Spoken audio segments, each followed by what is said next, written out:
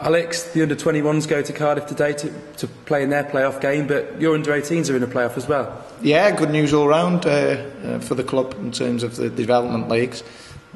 To get both teams into those semi-finals is an indication of the good work that's going on here and the standard of player that we've potentially got coming through. We haven't prioritised winning the leagues or getting into the playoffs. It's all about development.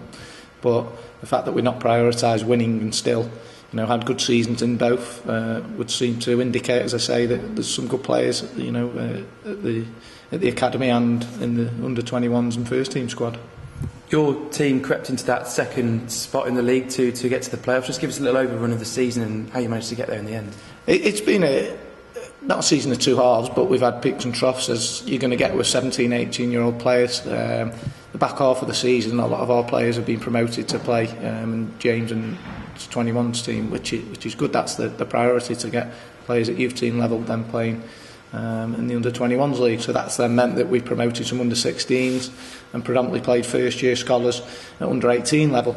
And the boys had a bit of a struggle as they've adapted to playing without senior scholars, if you like.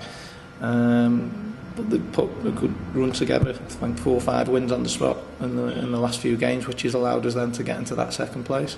And you'll go now and play Charlton next week, is it? And what a great experience it'll be for them lads to play on the Valley first team pitch.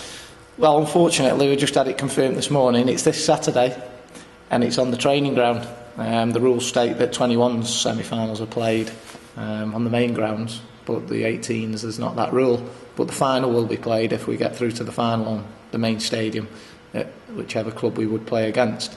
But nonetheless, it's still a good experience, because they're going to experience those pressures of having to win a game, whereas predominantly throughout the season we don't put any emphasis on the winning, more on the individual rather than the collective. So it'll be interesting to see how they cope. They cope particularly well in the Youth Cup on all 4 occasions when they were asked to win games, so I'm expecting them to be fine.